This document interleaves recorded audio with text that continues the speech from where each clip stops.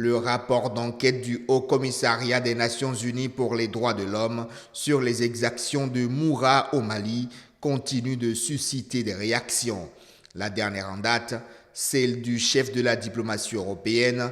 Mardi, Josep Borrell s'est offusqué des exécutions sommaires de civils épinglées par l'enquête de l'institution onusienne. Une enquête qui pointe la responsabilité de l'armée malienne et de ses supplétifs étrangers. Les violences perpétrées par les forces de l'État et des éléments du groupe Wagner contre les populations civiles, telles que documentées dans le rapport, sont injustifiables. Elles ne font par ailleurs qu'ajouter à la déstabilisation du Mali et qu'aggraver les conséquences néfastes sur les pays voisins. Mais les autorités maliennes, 48 heures après la publication du rapport d'enquête accablant, ont rejeté les accusations soutenues par le Haut Commissariat des Nations Unies pour les droits de l'homme. C'est le ministre de l'administration territoriale qui est monté au créneau pour dénoncer un rapport biaisé reposant sur des récits fictifs. Face à ce commentaire, l'Union européenne demande, elle, une enquête judiciaire impartiale et approfondie de la junte au pouvoir pour permettre de fixer clairement les responsabilités. L'Union européenne demande aux autorités de transition maliennes de faire la lumière sur ces événements au moyen d'une enquête judiciaire indépendante, impartiale, efficace et exhaustive et de traduire en justice tous les responsables d'abus. La lutte contre le terrorisme ne peut en aucun cas justifier des violations massives des droits humains. Bamako est pourtant formelle. L'opération militaire qui s'est déroulée à Moura en mars 2022 n'a permis de neutraliser que des djihadistes de la Katiba Massina, une version qui pour le moment ne convainc pas l'UE et les organisations des droits humains comme Amnesty International qui avait demandé au lendemain de la publication du rapport une enquête de la CPI pour crimes de guerre et crimes contre l'humanité. Au Soudan, toujours pas de cessez-le-feu, ni de trêve en vue. Depuis plus d'un mois maintenant, l'armée soudanaise et les paramilitaires se livrent une lutte sanglante, des combats qui se font à l'arme lourde et légère. Et les conséquences du conflit se font de plus en plus ressentir, et ce, même pour les habitants qui vivent loin des combats. À une centaine de kilomètres de Khartoum, il y a Al-Kala, dans l'état du Nil. Là-bas, les agriculteurs récoltent les oignons, mais la situation les exaspère. La pénurie d'essence causée par le conflit au Soudan les empêche d'acheminer leur récolte vers le marché. L'essence n'est pas disponible maintenant et le prix est élevé sur le marché noir. Les gens ne peuvent pas transporter leurs légumes, mais nous sommes de cœur avec les forces armées et Inch'Allah, elles vaincront ces rebelles pour que ce pays soit débarrassé de cette rébellion et que Dieu préserve ce pays et toutes les régions du Soudan. Les problèmes d'acheminement vers les marchés créent des pénuries alimentaires. Résultat, les aliments se font rares, donc les prix augmentent. Le prix de la nourriture aurait été multiplié par 4. Et pour beaucoup, il est difficile de se procurer à manger avec les nouveaux prix. La vie devient chère au Soudan. Ici au Soudan, et en tant que réfugiés, nous vivons dans des conditions difficiles car beaucoup de choses manquent et les conditions économiques sont difficiles.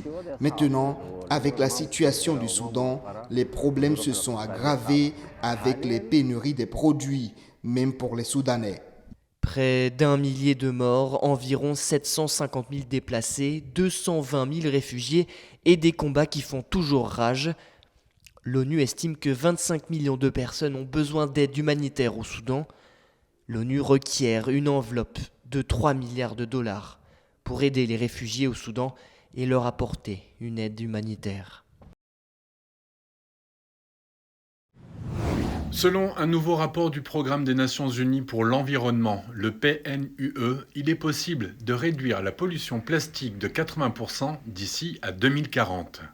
Le Programme des Nations Unies pour l'environnement nous dit que la pollution plastique pourrait être réduite de 80% et entraîner des économies de plus de 300 milliards de dollars par an si les pays et les entreprises opèrent des changements profonds en matière de politique et de marché en utilisant les technologies existantes. Les coûts liés à l'investissement nécessaire pour mettre en œuvre un changement systémique recommandé sont élevés, mais ils restent inférieurs aux dépenses qui seraient nécessaires en l'absence de ce changement. Un constat que partage la directrice du PNUE, pour qui il est crucial de prendre dès aujourd'hui des mesures en termes d'investissement afin de minimiser les dépenses futures et de favoriser une transition vers un système plus durable et efficient. Trop d'investissements déstabilisent encore le climat, détruisent la nature, cette nature qui nous donne tout, mais que nous polluons massivement. C'est pour cela que j'appelle à des investissements plus intelligents, des investissements qui profiteront à tous. Toujours selon le rapport, pour réduire la pollution plastique de 80% à l'échelle mondiale d'ici 2040, il va falloir commencer par éliminer les plastiques problématiques et inutiles, tout en apportant 3 changements majeurs sur le marché. Le rapport recommande d'abord d'éliminer les plastiques inutiles pour réduire l'ampleur du problème, puis de mettre en œuvre la réutilisation, le recyclage, la réorientation et la diversification des produits en plastique. Cette transition entraînerait également la création de 700 000 emplois d'ici à 2040, principalement dans les pays à faible revenu, améliorant de façon significative les moyens de subsistance de millions de travailleurs à travers le monde. Des montagnes de déchets comme s'il en pleuvait. Dans cette usine de Kinshasa, difficile de ne pas remarquer les immenses piles de déchets plastiques. La mégapole d'au moins 12 millions d'habitants est connue pour ses tas de déchets et s'est même vu recevoir le surnom de Kin la poubelle. Mais l'entreprise Cleanplast a décidé d'en finir avec cette réputation et d'assainir la ville. En collaboration avec la mairie, la société a installé 15 sites de collecte de déchets plastiques qui récupèrent quotidiennement 10 tonnes de détritus. La ville était de plus en plus sale et en particulier des déchets plastiques. Les déchets plastiques sont les déchets qui prennent le plus de temps à se décomposer dans la nature. C'est entre 100 et 1000 ans. Alors il était important pour nous de contribuer et de chercher une solution durable à ce problème de gestion. Les riverains eux-mêmes viennent vendre des déchets plastiques qu'ils transportent dans des sacs ou des chariots. Les déchets sont jetés dans un dépotoir installé derrière l'usine, puis les matières sont broyées et compactées. Elles sont ensuite conduites sur un tapis métallique jusque dans l'usine de recyclage avant d'être fondues et déversées dans une granuleuse. Les matières ainsi régénérées sous forme de granulés sont placées dans des sacs blancs et stockées, prêtes à être vendues aux industries plastiques. Jeanne Bopena est une habituée du site. La Congolaise ramasse des déchets et parvient à gagner de l'argent afin de nourrir sa famille. Je ramasse les déchets plastiques dans les poubelles et aussi auprès des gens qui jettent le long des routes. Aujourd'hui, j'ai vendu à Cleanplast 6 kilos de déchets plastiques pour 1500 francs congolais, 75 centimes d'euros. La société Cleanplast n'emploie qu'une centaine de personnes et son usine de recyclage de plastique ne tourne encore qu'à 20% de sa capacité, mais son objectif est de taille. Mettre sur pied au moins 2 sites dans chacune des 24 communes de la capitale et récolter 4000 tonnes de déchets par mois. Carrosse d'or du 76e Festival de Cannes, Souleymane Cissé, l'immense réalisateur malien, peut être fier de lui. L'Afrique n'avait plus vu un de ses représentants récompensé par ce prix depuis 2005, lorsque Sambène Ousmane, un autre monstre du cinéma africain, avait été lui aussi honoré par ses pairs.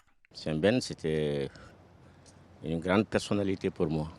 En décernant le Carrosse d'or à Souleymane Cissé, la quinzaine des cinéastes au Festival de Cannes a voulu saluer sa carrière inédite et son cinéma audacieux. La quinzaine, je leur dois cette reconnaissance d'avoir choisi le film Le Vent en 82 pour présenter aux quinzaines et que, je ne sais pas, 40 ans après, qu'ils reconnaissent les valeurs de ces films-là.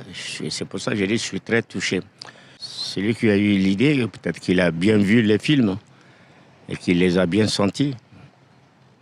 Je pensais que ce sont des films qui ne seraient jamais compris par les gens, mais je me rends compte que plus le temps avance et plus les gens accordent de l'intérêt à ces films. 15 ans après Sambène Ousmane, Souleymane Cissé est le deuxième cinéaste africain à recevoir le Carrosse d'or à Cannes. C'est à sa mère que le réalisateur malien a dédié ce prix qu'il venait juste de remporter. Pionnier du cinéma africain, à 83 ans, il avait déjà reçu à Cannes le prix du jury pour son film « Yélène » en 1987.